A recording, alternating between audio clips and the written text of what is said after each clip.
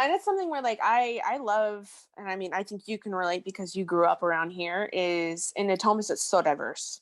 Like I live in a brand new housing development in Natomas. We've lived here for 2 years now.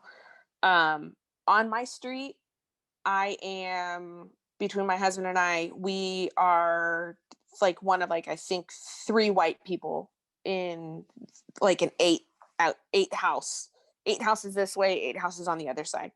Yeah. And I don't even consider myself white because we speak Spanish. Like the neighbors across the street, technically white, they speak Spanish. Like I have a neighbor who's Nigerian. I have neighbors who are Filipino. I have neighbors who are Mien. I have neighbors who are like African American. Like the fact that I am probably like the whitest looking person on my block, I like, because even though I look white, I'm still not white. At least not white. You feel identifying. Like Latina inside. You feel Latina? I feel Latina inside. Yeah, I think it's something where like I've always identified as like being Chicana because I even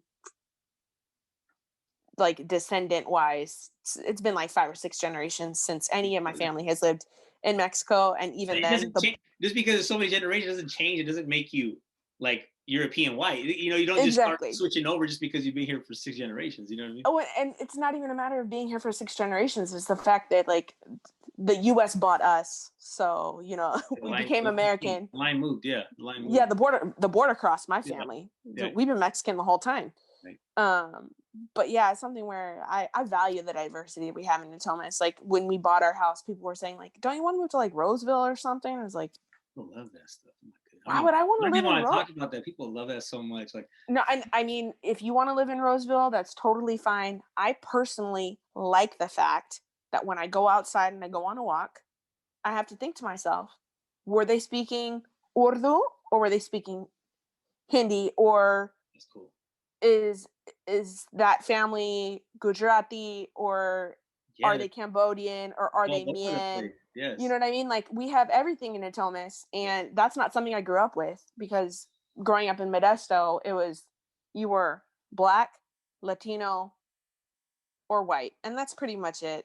There was like some like Indians, but it was like I never knew like, oh, your last name's Patel, so that means you're from this area. Yeah, right. Or your last name's Singh. I didn't know until I was like 19 years old that if you were Singh, you were likely from Punjab. Like I didn't know that sort of stuff. Right. So I value that now, and I teach my daughter to value that. Like when my daughter says like, "Oh, I have friends," she's like, "Who are your friends?" Right now, my daughter's like 3 best friends. One of them, her mom's first generation Mexican. Not even first generation. She immigrated here. Mom's Mexican. Second, speaks fluent Russian at home. Third is her family's Punjabi Indian. So it's like that's what happens when you grow up in Natomas. I like that. I love that. I mean, like growing up when I was a kid, my 3 best friends were all white, and they all spoke English. And like maybe they had an auntie or an uncle who was Italian, but that's about it. Like everybody all of a sudden is 25% Italian or Irish. Calm down. Right? That's your 23 and me talking. 18% Irish. I'm like, stop. That's not a percentage, guys. That's not a percentage that you can be. 18%. How do you get that? That's some weird genetics right there.